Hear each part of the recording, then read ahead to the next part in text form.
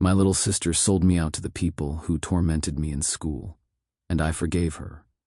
But years later, when she called me in a panic claiming she was in serious danger, I realized the situation was way bigger than either of us. I never thought I'd hear my little sister's voice on the phone again. Not like this. I mean, we'd had a rough childhood, but nothing prepares you for that kind of panic. I'm going to take you back a little. I was never popular in school. Not even close. Middle school was a nightmare, and high school, well, let's just say I survived by keeping my head down and avoiding anyone who looked remotely threatening. But my sister, Lily, she made it worse. She's 3 years younger than me, and at the time she idolized me, or at least that's what I thought. In reality, she used me. There was this one group of kids who made my life hell, the popular clique with perfect hair, perfect grades, and perfect parents. You know the type. They knew every weak spot I had and exploited it. And my own sister? She gave them the ammo. I remember the day clearly. I was in the cafeteria, eating my lunch quietly, trying to ignore the whispers and giggles, when I heard someone behind me. "Hey, look, it's Loner Jessica," one of the girls sneered. "What did your sister say about you this time?" My stomach sank. I turned around slowly, and there she was. Lily, standing there with a big, innocent smile, holding a folded piece of paper. I can still see it, like it's etched into my memory. She handed it over, and as I unfolded it, my whole world seemed to crumble. It was a list of every insecurity I'd ever confided in her, every embarrassing moment, every fear I had. She had written it all down, and now, apparently, it was open season. I confronted her that night at home. I remember pacing back and forth in my room while she sat on her bed, her arms wrapped around her knees. "Why, Lily? Why would you do that?"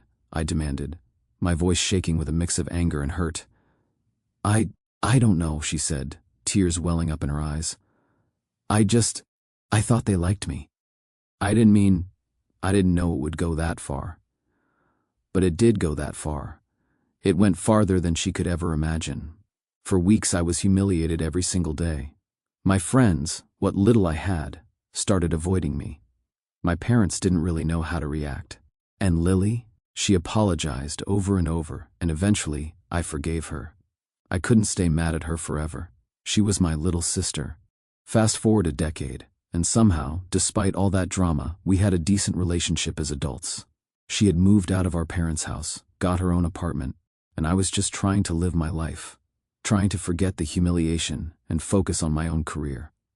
I worked in digital marketing, and my life was fine, normal even. Then the call happened. It was a Tuesday night. I was halfway through a new episode of some crime drama I didn't even like that much when my phone rang. The number was unrecognized, and something in the tone of her voicemail gave me chills.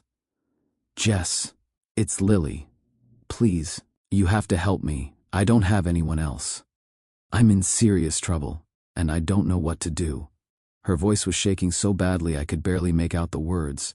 My heart immediately sank. I tried calling back, but she didn't answer. Then the messages started. "Jess, I'm scared. I think they're following me. I don't know who else to trust. Please come get me. I can't stay here." I knew immediately that this wasn't some prank. This was serious. I grabbed my keys and drove over to her apartment, my mind racing. What could have happened? Lily was always careful, always cautious. She didn't have enemies, at least none that I knew of. And yet here she was, panicked, alone, and clearly terrified. When I got there, the door was slightly ajar. I called her name. "Lily, it's me. Jessica, are you here?" No response. My pulse was quickening. I stepped inside carefully, calling her name again, and then I heard it, a faint whimper from the bedroom. I rushed over and found her huddled in a corner, clutching her phone, her eyes wide with fear. "They're here, Jess," she whispered. "They're outside." I saw them watching through the windows earlier. My mind went into overdrive. "Who, Lily? Who is watching you?" She shook her head violently. "I don't know, but they know. They know everything. About the money, about the account, about everything." I didn't mean to get involved, Jess. I swear I didn't. I made a mistake. That's when it hit me. This wasn't just some random danger. This was connected to something bigger, something I had no idea she was even involved in. Lily, slow down. Take a deep breath, okay? You're safe now. Just tell me everything. Start from the beginning. She hesitated, then started talking in a rushed whisper, as if speaking too loudly might alert them. I borrowed some money from a guy. Not a lot. Just a few thousand. I didn't think it would be a big deal. I just needed it to cover rent and some bills. But I didn't know he was connected. He's not just some random guy, Jess. He's part of something bigger, something dangerous. And now they're after me. They said I have to pay back more than I borrowed. And if I can't, they'll come for me. For me and everyone I know. My blood ran cold. I've read crime stories, true horror stories online, but hearing it from my sister, seeing the terror on her face, it felt unreal. Okay, I said, trying to stay calm. We'll figure this out. But you're going to have to trust me, Lily. No more hiding, no more secrets. Do you understand? She nodded, tears streaming down her face. I do. I swear, Jess.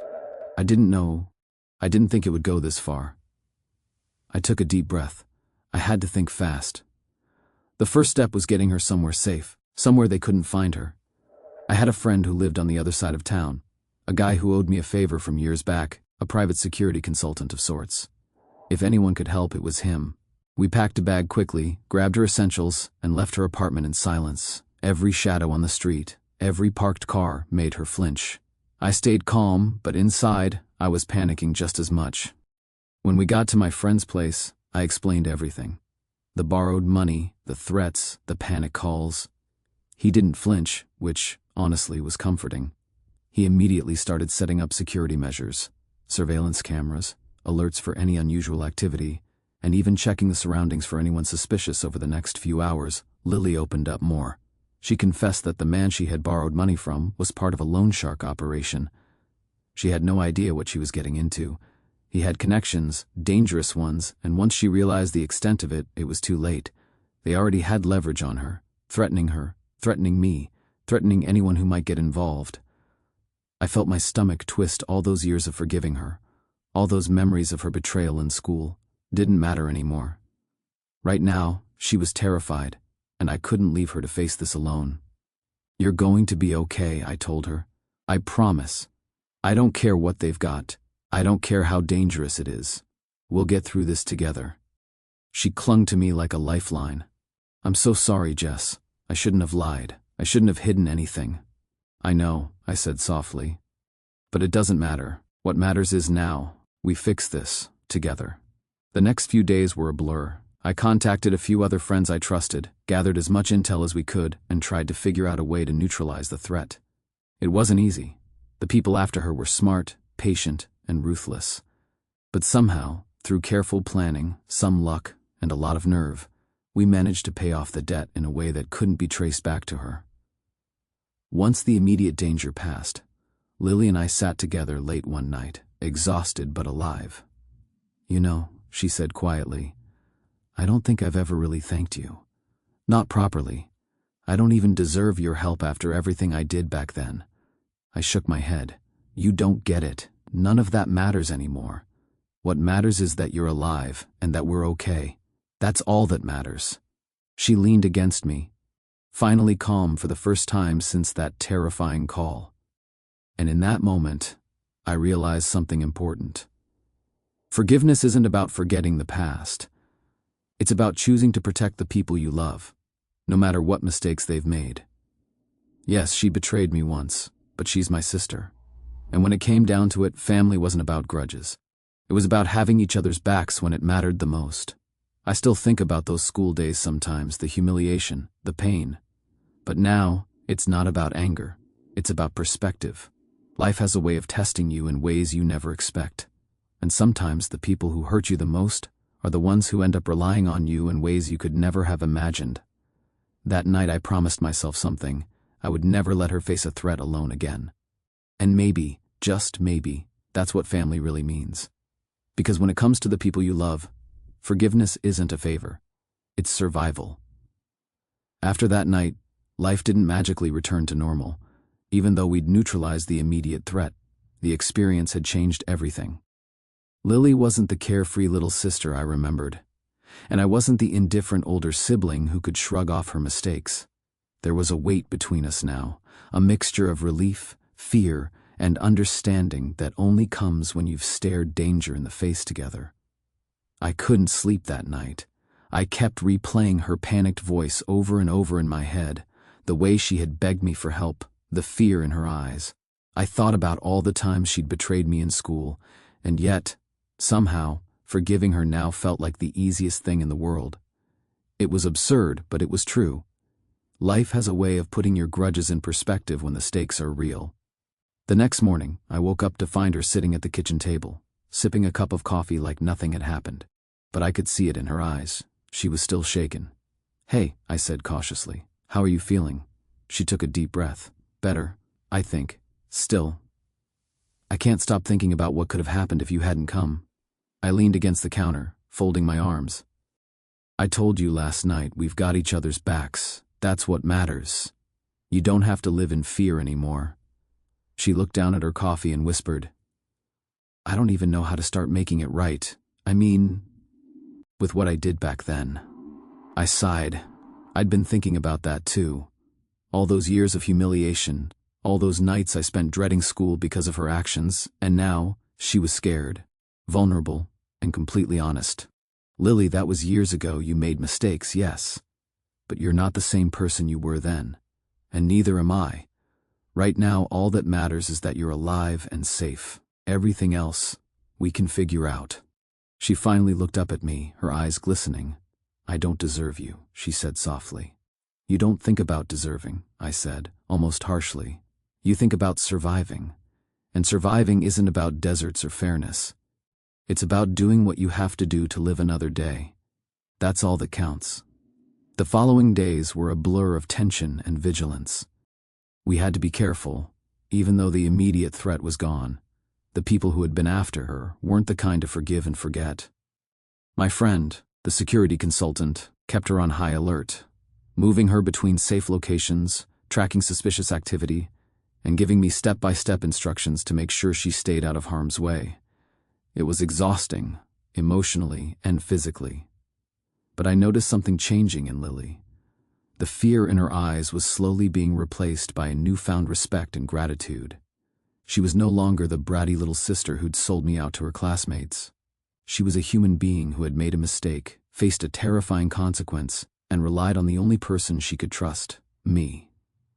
One night, I couldn't sleep again. I went into the living room where she was curled up on the sofa, staring at her phone. "Still thinking about them?" I asked. She nodded. "Yeah, I keep imagining what would have happened if you hadn't answered my call. I don't think I could have survived alone." I sat down beside her, keeping my voice calm. "You wouldn't have had to. You still wouldn't. You forget sometimes how strong you can be when you're not alone." She looked at me like she wanted to say more, but couldn't find the words. I realized then that our bond had changed completely. It wasn't just sisterly affection anymore. It was a mixture of survival, trust, and an understanding that ran deeper than any childhood drama. Over the next few weeks, things gradually calmed down. The threats subsided, and Lily started rebuilding her life, slowly regaining the independence she had lost. But even as things returned to a fragile kind of normal, I couldn't shake the feeling that this was far from over. People who are desperate, dangerous, and connected usually don't disappear quietly. And then, one night, it happened. I was asleep when my phone buzzed violently. Groggy and disoriented, I answered, expecting another message from Lily. But this time, it wasn't her panicked voice. It was different, cold, controlled, and deliberate. "Jessica," the voice said, "you helped her. That was a mistake. You think she's safe? You think you are safe?" I sat up straight, my heart hammering. "Who is this?" I demanded, trying not to show fear. There was silence for a moment, then a faint chuckle. "You'll find out soon enough. Tell her. The next move she makes will cost her more than she can imagine." The line went dead. I froze. My mind was racing. The immediate danger had seemed over, but now it was escalating. Whoever had been after Lily before was back, and this time, they knew she wasn't alone. They knew me. They knew my involvement. I went to Lily's apartment immediately. She was sitting on the couch, looking pale and frightened. "What happened?" she whispered. I handed her the phone. "They called me. They know we're working together." Her eyes widened. "Oh no. Oh no, Jess." I took a deep breath. "We need a plan. We can't react blindly. But we can't ignore this either." We spent the night strategizing. We created secure communication channels, changed passwords, and avoided any digital footprint that could be tracked. My security consultant friend was back on board, and this time we weren't just reacting, we were preparing. It was during one of those late-night sessions that Lily opened up again. "I need to tell you something," she said. "Something I didn't tell anyone, not even you." I looked at her, waiting. It wasn't just the money. I accidentally stumbled into something bigger, something criminal. I didn't mean to, but they noticed me, and I became involved whether I wanted to or not. I felt my stomach twist. "What do you mean bigger? How big are we talking?" She swallowed hard. "They're part of a network. Illegal stuff. Money laundering, fraud, worse things. And I accidentally accessed their accounts. I didn't even understand what I was doing, but they did. And now they want to silence anyone who knows." I felt a cold shiver run down my spine. This wasn't just a personal debt anymore. This was organized crime, and somehow, my sister had walked right into the middle of it. Over the next several days, the tension reached unbearable levels. Every knock at the door, every shadow outside the window, made Lily flinch. We stayed in safe houses, moved constantly, and avoided leaving any trace. I had never felt more protective in my life. And yet, through it all, I noticed something remarkable. Lily wasn't just surviving, she was learning. She was growing stronger, smarter, and more aware. She was taking responsibility for her mistakes in a way she never had before. She asked questions, she listened. She absorbed everything I taught her about being careful and vigilant. I realized then that forgiving her back in middle school had done something bigger than just mending a relationship. It had prepared us both for this moment. Because without forgiveness, without trust, we wouldn't have been able to stand together now. And standing together was the only reason we were still alive. The final confrontation came about a week later. We had traced some activity back to a specific location, an abandoned warehouse on the outskirts of the city. My security friend insisted it was risky, but it was our only chance to find the evidence that could protect Lily and expose the network without putting her directly in harm's way. I remember walking into that warehouse, adrenaline coursing through me. Everything was quiet, too quiet. The shadows of crates and machinery loomed large in the dim light. I could hear my own heartbeat, loud and erratic, as we moved carefully toward the offices where we suspected the operation was being coordinated. We found the files, accounts, ledgers, contacts, everything. And there it was, proof that could destroy the network if handed to the authorities, but also proof that could put us at risk if we weren't careful. Lily looked at me, eyes wide. "We can do this, right? Can we get out safely?" I nodded. "We've come this far, we stick to the plan, and we get out alive, together." It took hours, but we managed to secure the evidence and leave without being detected. We handed it to law enforcement anonymously, and within days, the network started unraveling. Those who had threatened Lily were arrested or went into hiding. For the first time in weeks, I felt a sense of relief wash over me. Lily turned to me, her voice barely above a whisper. "Thank you. I don't know what I would have done without you." I smiled, tired but proud. "You don't have to thank me. You're my sister." And that's what family does. That night, as we sat together in silence, I realized something profound. Life will test you in ways you never expect. People you've forgiven, people you've doubted, can become the ones you rely on the most. And sometimes, surviving isn't just about strength or luck. It's about trust, love, and the courage to face danger with someone by your side. I still think about those school days sometimes. The humiliation, the betrayal. It shaped me, sure. But it also prepared me to be here now, to protect my sister, and to navigate the kind of danger I never thought I'd encounter. And in the end, I know this for certain: forgiving someone doesn't mean you're weak. It means you're strong enough to face the world together, no matter what storms come your way. Because when it comes down to it, family isn't just about blood. It's about loyalty, protection, and being there when it matters most. And that's exactly what I did. And that's exactly what I'll keep doing. For as long as I live.